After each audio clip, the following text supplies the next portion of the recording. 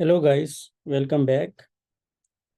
In this video, I'm going to solve question number 21 through 25 from the same GRE subject practice book. So starting from question number 21, which says that if x and y are integers such that this relation holds true. This is 3x plus 2y is congruent to 5 mod 13.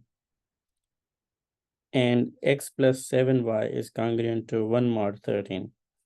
Then 5x plus 3y is congruent to what number mod 13? So I'm not expert this area, but I will try my level best to give you the solution for this problem. There might be some really simpler and shorter techniques for this, but I don't think so that, okay, these things are general that work for all the problems. But what I'm going to tell you maybe work for all the problems which are of this setting. Okay, so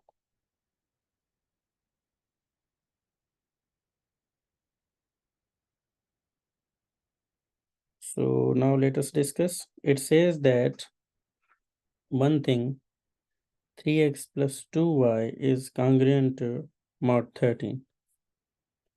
So 3x plus 2y is congruent to 5 mod 13. And the other thing is x plus 7y is congruent to 1 mod 13. X plus 7y is congruent to 1 mod 13. So you know very well that if A is congruent to B mod C, it means A minus B is divisible by C. So this is what do we mean by the statement which is written on top.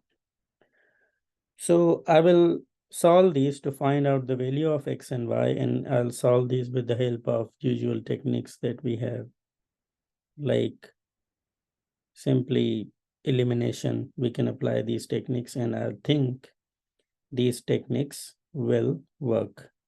What am I doing? This is coefficient 1. I'm multiplying with the above equation. This is coefficient 3. I'm multiplying with the second equation. So then I'll get 3x plus 2y is 5 mod 13. And 3x plus 21y is 3 mod 13. Now I'm going to subtract these. This gives me negative 19y. 5 minus 3 is 2 mod 13. One thing is that I can transfer negative to other side. This becomes 19y is negative 2 mod 13. So I can reduce this 19 by a factor of 13. Like I will divide this 19 by 13, and whatever the remainder is there, I'll keep that. These things are always true in this setting. So then this becomes 19 divided by 13. The remainder is going to be 19 minus 13 is going to be 6. So I can write 6y is equal to negative 2 mod 13.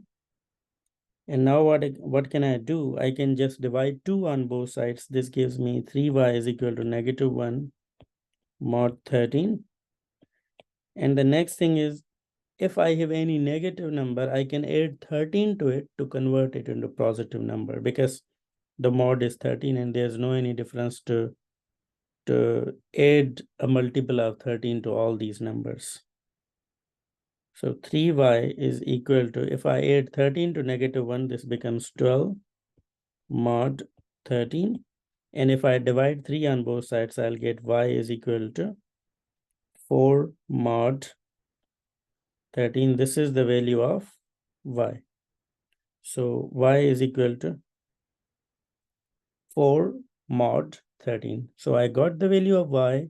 Now to find out the value of x and then substitute in the relation that we need.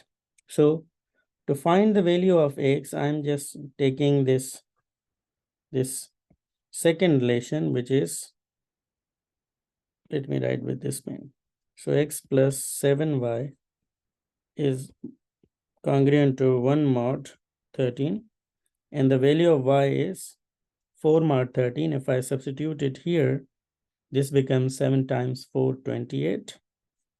X plus 28 mod 13 is 1 mod 13. And now, if I'm going to subtract another side, this becomes x is equal to negative 27 mod 13. And I can again like add 13 to negative 27 when it becomes, till when like it becomes positive. So I add 13 once, and then twice, and then thrice. Then this becomes like 39, and 39 minus 27 is going to be 12 mod 13. So this is the value of x. Now I need the value of what?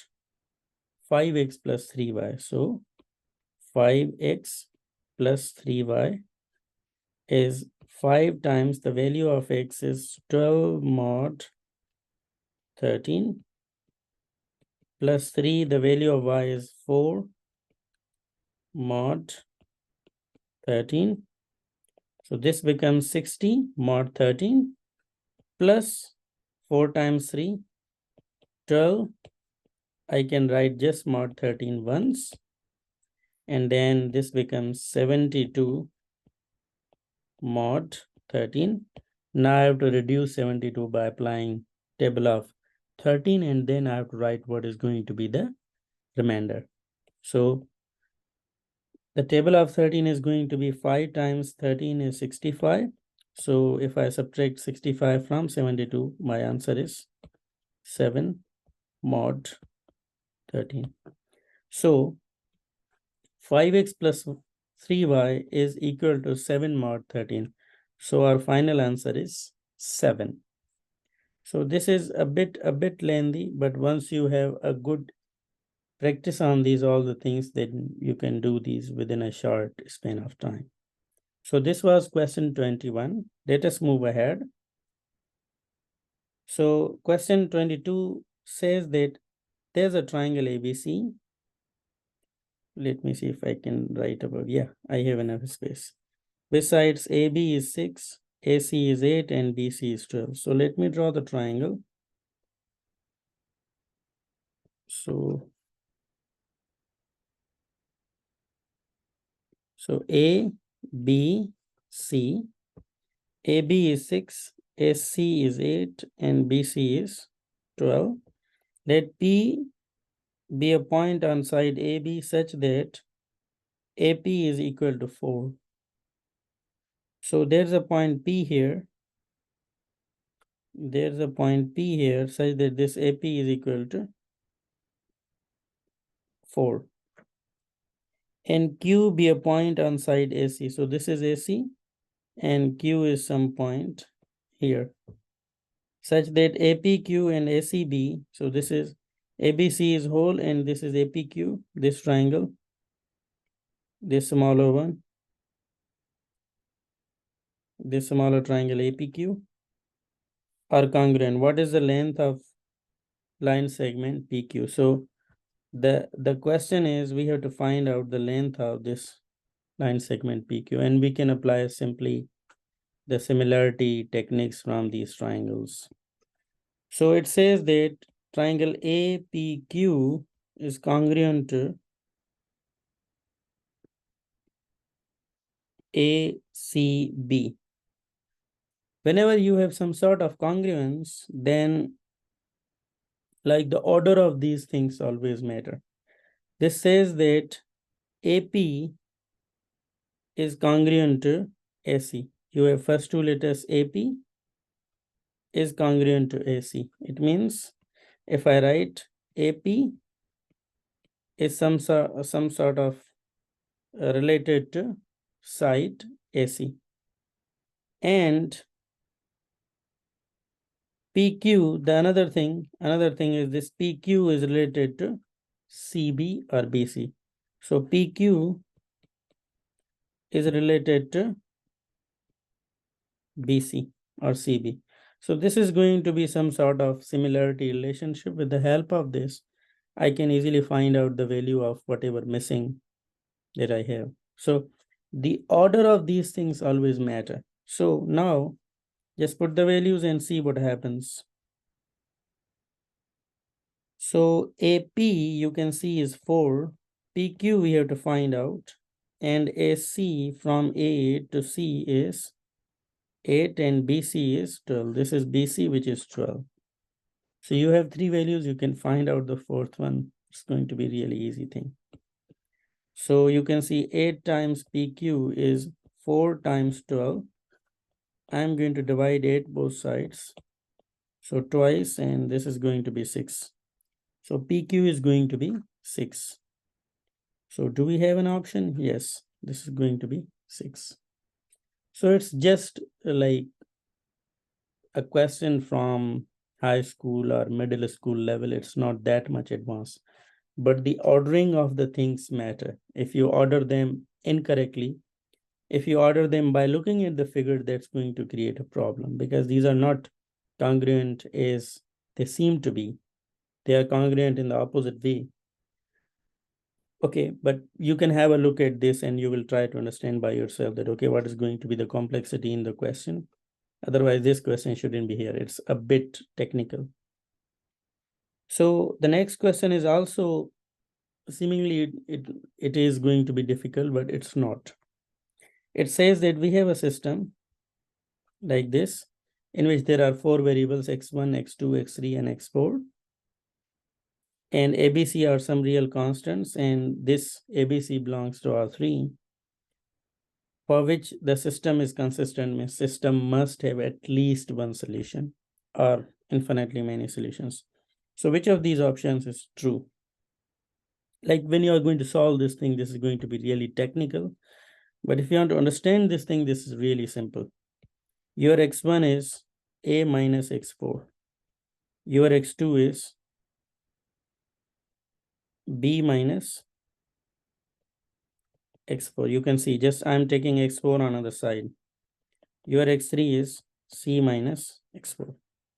Or I can write these all the things as x1, x2, x3 is a vector in R3, which is equal to a vector in R3, which is ABC, minus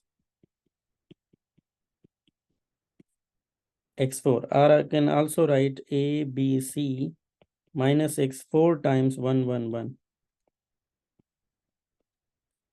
So what is this basically? ABC is any vector in R3, and you are subtracting just a fixed real number out of this vector.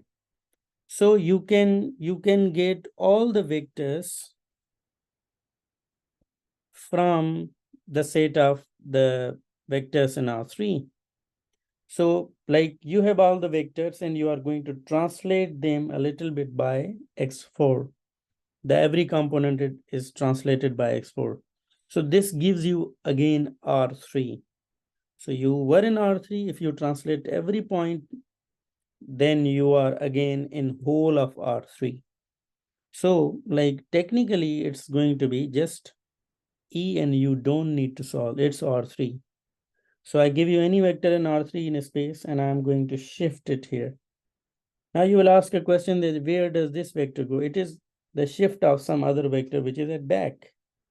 Then what about this? It is the shift of some other vector at the back. Since R3 space is infinite, so we can say that the solution to this system is again whole R3, not any fixed line or plane or something else. No, it's whole R3. So this was a bit technical, but it's going to be really just a question which is based on some idea, nothing else. Okay. This question is again simple.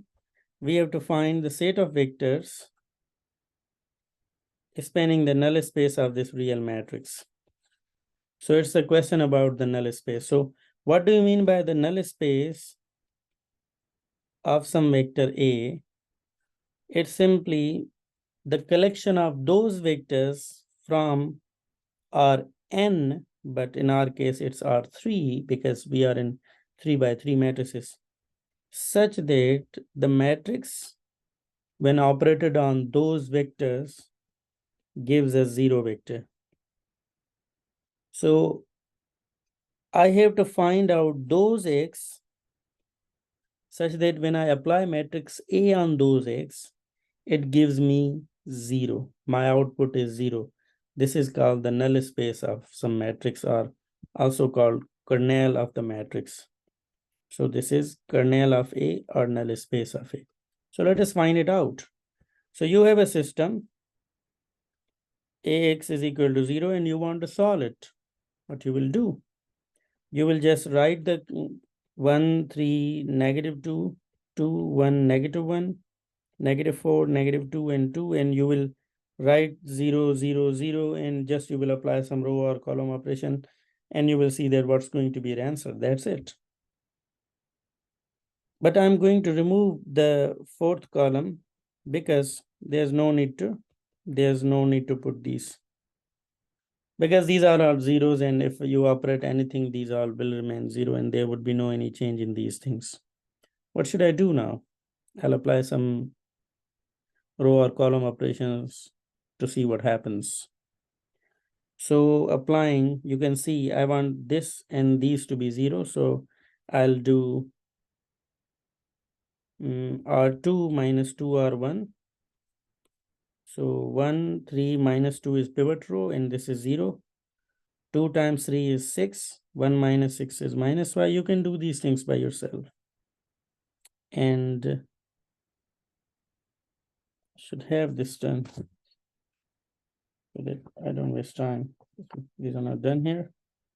Okay, let us do it.